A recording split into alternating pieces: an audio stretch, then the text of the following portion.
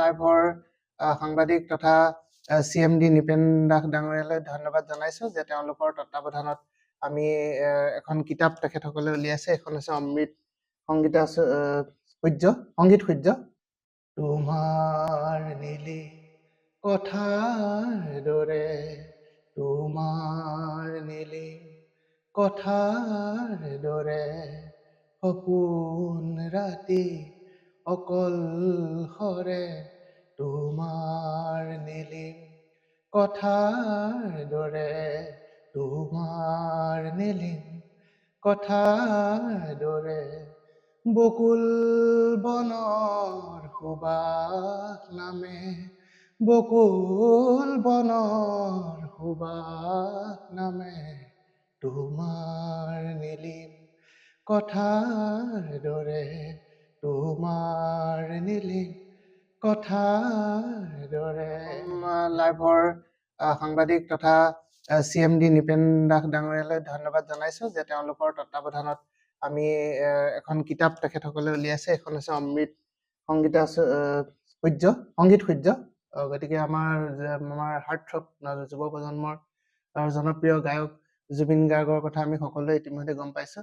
গতিকে তেখেতৰ বিষয়ে, তেখেতৰ জীৱনৰ বিষয়ে, তেখেতৰ কৃতিত্বৰ বিষয়ে, তেখেতৰ গানৰ বিষয়ে, তেখেতৰ অভিনয়ৰ বিষয়ে, মানে সৰ্বাংগীন তেখেতৰ যি প্ৰতিভা আছিলে, সেই প্ৰতিভাৰ বিষয়ে বিভিন্নজনে ইয়াত অকল সাংবাদিক জগতৰ পৰা আৰম্ভ কৰি বৌদ্ধিক মহলৰ, শিক্ষক মানে বিদ্যালয় মহাবিদ্যালয় সমাজৰ বিভিন্নজনে ইয়াতে তেখেতৰ সান্নিধ্যত আহোঁতে, জুবিন গাৰ্গৰ সান্নিধ্যত আহোঁতে যিখিনি তেওঁলোকৰ অভিজ্ঞতা বা তেওঁৰ বিষয়ে যিখিনি কথা আহৰণ কৰিছিলে, সেই কথাখিনি ইয়াত অতি সুন্দৰকৈ প্ৰকাশ পাইছে বুলি অনুভৱ হৈছে। গতিকে ইয়াত মই অকণমান যদিও পঢ়ি চোৱা নাই, আজিহে মোৰ হাতত পৰিছে এই কিতাপখন। গতিকে কিতাপখনত বিভিন্ন জনে চিনাকি মানুহ দেখিছোঁ, বিভিন্নজন বৌদ্ধিক মহলৰ। গতিকে তেওঁলোকৰ আৰ্টিকল ইয়াতে ওলাই প্ৰকাশ পাইছে।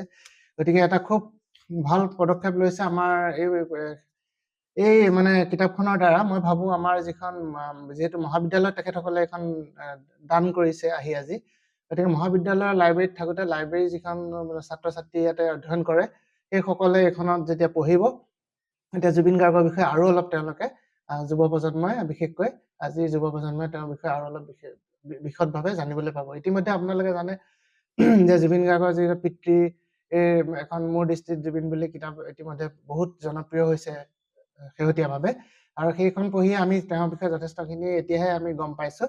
আৰু বিভিন্ন আমি টক শ্ব' বা নিউজ চেনেলৰ বিভিন্ন অনুষ্ঠানবিলাকৰ জৰিয়তে জুবিন গাৰ্গৰ বহুতো নজনা কথা আমি ইতিমধ্যে গম পাইছোঁ।